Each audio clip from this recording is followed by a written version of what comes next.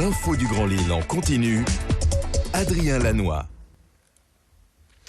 Mardi 17 janvier, bonjour à toutes et à tous, bienvenue sur Grand Lille TV, très bon réveil à toutes et à tous et bon appétit si vous êtes à table pour votre petit déjeuner, 7h30 tout juste, bon réveil et bon courage si vous partez et travaillez. L'info à la une bien sûr aujourd'hui, ce sont les prévisions météo et le froid à l'honneur, on vous l'annonce depuis quelques jours, cette vague de froid venue de Sibérie va nous concerner toute la semaine jusqu'à ce week-end au moins selon les prévisions.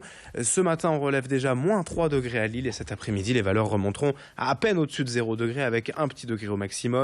Le pire est annoncé la nuit prochaine et demain matin quand le thermomètre descendra jusqu'à moins 6 degrés selon les prévisions. Heureusement côté ciel, on va au moins profiter du soleil avec un temps sec et dégagé aujourd'hui et durant les prochains jours de cette vague de froid. Prévision météo complète sur Grand Lille TV après ce journal. Sachez en tout cas que suite à cette vague de froid cette semaine, le préfet du Nord renforce le plan hiver au niveau orange. Cela correspond à 605 nouvelles places d'hébergement d'urgence à disposition en plus des 11 900 places mobilisées toute l'année. Sur les routes, l'info trafic ce matin en direct, en temps réel, prudence de rigueur bien évidemment. Le froid peut occasionner quelques plaques de verglas. Alors les équipes de la DIR ont salé sécuriser les routes et voies rapides cette nuit. Prudence tout de même et patience au volant. Déjà quelques ralentissements comme d'habitude sur la 25, la RN 41, la 1 et la 22 vers Lille. Météo et trafic de retour, vous le savez, après ce journal. À la une de l'actualité, en images, tout d'abord la politique avec la venue d'Arnaud Montebourg hier à Lille. Le candidat a bravé le froid de la fin d'après-midi pendant 2 heures en plein centre-ville pour s'improviser un meeting directement dans la rue. Une manière inédite d'aller à la rencontre des électeurs, de présenter son programme, ses idées et d'échanger avec la centaine de personnes venues l'écouter. C'était le tout premier déplacement de campagne à Lille d'Arnaud Montebourg et c'est sans grande salle, rassemblement que l'ancien ministre de l'économie a choisi de venir. Un choix aussi imposé par le manque financier, le manque de moyens financiers de cette campagne des primaires. Xavier Silly a pu rencontrer Arnaud Montebourg avant ce rendez-vous pour le moins original. Écoutez, c'est une ville où je n'ai pas pu aller. Nous n'avons plus d'argent pour louer des salles, alors on a décidé de tout faire dans la rue.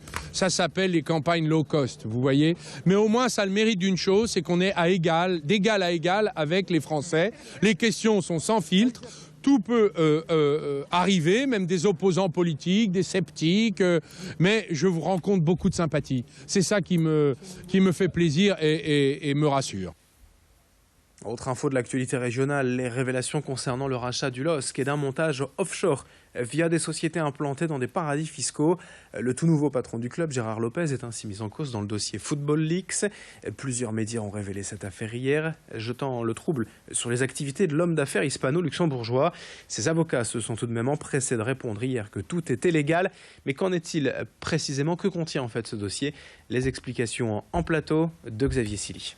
Gérard Lopez devra s'expliquer dans les jours à venir, on le pense, concernant le rachat du LOSC officialisé la semaine dernière, concernant, on peut le dire, aujourd'hui une affaire de paradis fiscaux révélée par Mediapart, Mediacité et France Info. Pourquoi? Eh bien parce qu'il a racheté le LOSC via une société basée à Londres, Victory Soccer. Jusque-là, rien d'anormal. Le problème, c'est que Victory Soccer appartient à Chimera Consulting Limited, basée à Hong Kong, réputé pour être un paradis fiscal. Chimera Consulting qui appartient également à Incredible Wealth, qui est richesse incroyable en français et qui est basée aux îles Vierges britanniques. Les îles Vierges britanniques où on ne paye pas d'impôt sur le revenu, on ne paye pas d'impôt sur les sociétés, on ne paye pas de TVA et encore moins d'impôt sur la fortune. Voilà donc pour ce montage financier assez douteux et qui met aujourd'hui Gérard Lopez dans l'embarras. En tout cas, l'avocat français de Gérard Lopez, maître Nicolas Huc-Morel, affirme que ces structures sont tout à fait légales.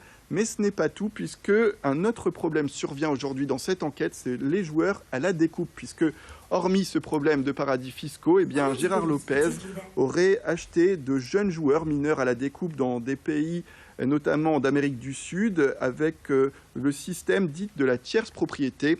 Pour faire simple, aujourd'hui, Gérard Lopez achetait des joueurs avec un pourcentage sur le montant des transferts qui était proportionnel à leur investissement initial.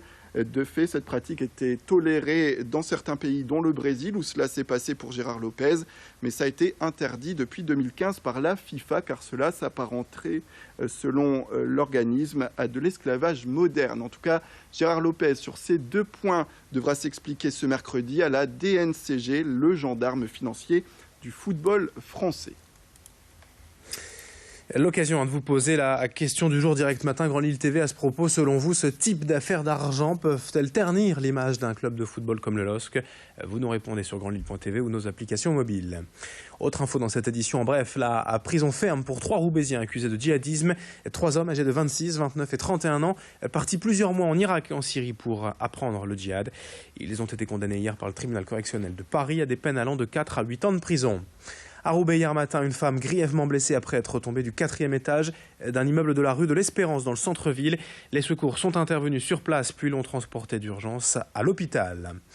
À Lille, la fermeture de 2 bars classés dangereux suite à un récent contrôle de sécurité. Le Zeppelin, rue Solferino et le Bal Masqué, boulevard Victor Hugo, sont désormais fermés pour arrêté municipal. De graves manquements aux règles anti-incendie auraient été remarqués. Les 2 bars devront donc faire les travaux nécessaires, repasser en commission de sécurité avant de pouvoir rouvrir. Dans cette édition et également pour conclure un peu de sport et de boxe avec le championnat d'Europe féminin ce samedi 21 janvier à Lille au Palais des Sports Saint-Sauveur. Au programme notamment la jeune lilloise Licia Boudersa, 24 ans, licenciée au Boxing Club de Bois-Blanc. Elle totalise 25 combats en amateur dont 20 victoires. Elle a déjà remporté le tournoi international Adidas de Paris et après être passée professionnelle en 2015, elle vient d'être sacrée championne de France en 2016. Une progression linéaire vers ce championnat d'Europe ce week-end. Mais là, les combats auront lieu non plus en 8 rounds comme avant, mais en 10. Et d'où une préparation physique intense pour encaisser la durée du combat. Et son adversaire, elle nous la présente elle-même. On écoute Licia Boudersa au micro de Louis Caillé. L'adversaire, oui, je la connais, donc elle s'appelle Erika Rousseau. Elle est de Royan. Après, je n'en connais pas forcément plus sur elle. Et je sais qu'elle a 10 combats, 10 victoires, donc elle est invaincue. Donc moi, je vais lui faire vivre sa première défaite. Et voilà, après, je sais que c'est une fille qui se déplace beaucoup, qui va pas trop au contact. Donc moi, je sais que je vais lui rentrer dedans et puis je vais essayer de remporter cette victoire, quoi qu'il arrive, voilà.